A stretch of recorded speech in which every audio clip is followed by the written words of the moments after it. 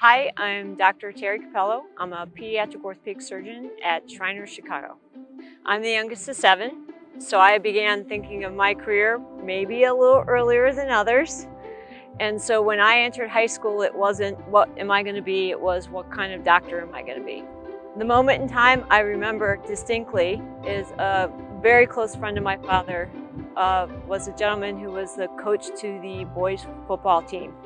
And he was very upset one day because one of his players had injured his knee and had a surgery. And he turned to me and said, "If you have to be a doctor like your father says, could you be one that takes care of my athletes?" And I never forgot it. You know, being the youngest of 7 children, I was a young aunt. So I was a teenager when my first niece came along.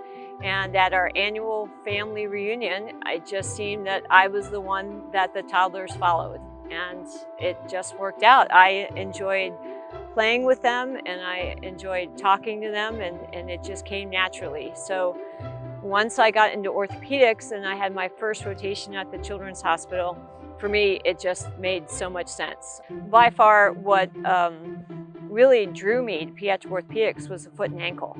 And I even chose my fellowship to work with someone who was an expert in foot and ankle in pediatric orthopedics. So I love treating kids born with club feet, child with a high arch, child with a low arch and pain.